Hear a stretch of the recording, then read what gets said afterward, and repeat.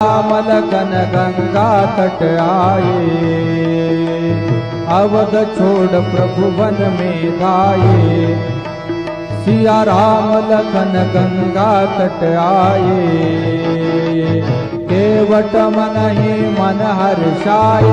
घर बैठे प्रभु दर्शन पाए। हाथ जोड़ कर प्रभु के आगे, हाथ जोड़ कर प्रभु के आगे, केवट मगन खड़े। जाना था गंगा पार प्रभु केवट की नाव चढ़े। कभी कभी भगवान को भी, कभी कभी भगवान को भी भक्तों से काम पड़े। जाना था गंगा पार प्रभु केवट की नाव चढ़े।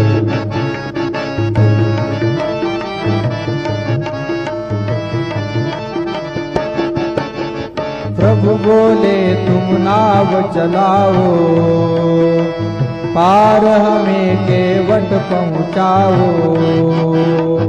केवट कहे नहीं रघुराई, चरण धूल की माया बारी।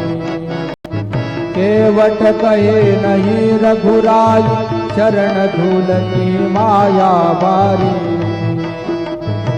मैं गरीब नैया मेरी, मैं गरीब नैया मेरी, नारी न हो पड़े।